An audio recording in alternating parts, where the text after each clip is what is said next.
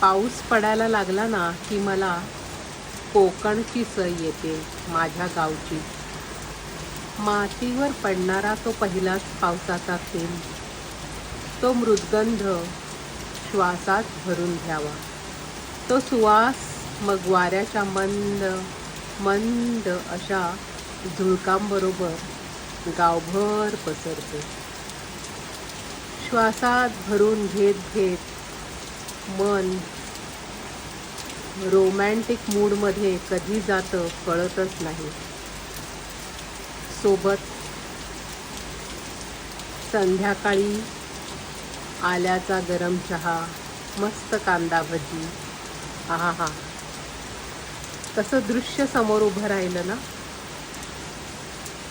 टपटप पडणारा, पागोळ्यातून नाचणारा, झाडातून वाजणारा तो पाऊस, वाऱ्याबरोबर डुलणारा आसमंत, स्वच्छ करणारा हवासा वाटणारा पाऊस, परसदारच्या मोगऱ्याला तजेला देणारा आणि मनाचं चैतन्य फुलवणारा पाऊस. कोकणातलं माझं घर डोंगर पायथ्याशी आहे. तिथे जसा मनाचा मूड असेल तसा पाऊस अनुभवावा. वाटलं तर झोपावं, वाटलं तर मस्त सायकलवर हुंदडत जावं आणि गावात कुठे पाणी भरलंय का ते पाहावं. बरोबर कोणी असेल तर फरलांगभर लांब असलेल्या डोंगरात जावं आणि धबधबे डोळ्यांनी पिऊन घ्यावे. त्यांचं शुभ्र स्फटिकासारखं रूप न्याहाळत बसावं.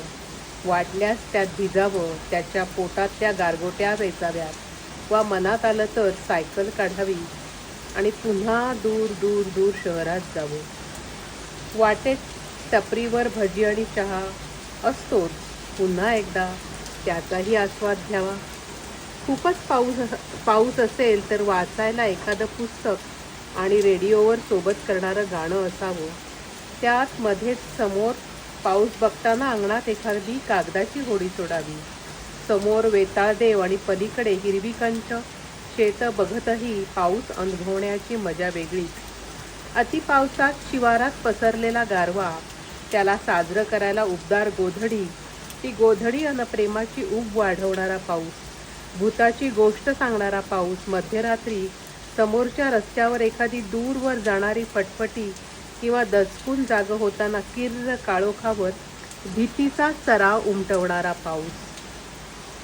आवण तयार झालं की लावणी लावल्यावर घरोघरी हरभरे पावट्याच्या घुगऱ्या वाटणारा पाऊस, तो तिखट झणझणीत रस आणि खमंग हिंगाची फोडणी घालत शेजारच्या घरात घुगऱ्या आणि कच्च्या पपईचं रायतं पाठवणारा पाऊस, लाईटी गेल्यावर मिणमिणत्या मेणबत्तीत घराला एकत्र करणारा पाऊस. असा किती मजेचा, किती तऱ्हांचा हा पाऊस. राधाश्रीचे बोल स्वरचित अनुराधा भिडे यांचं पावसावरचं मनोगत. धन्यवाद मंडळी.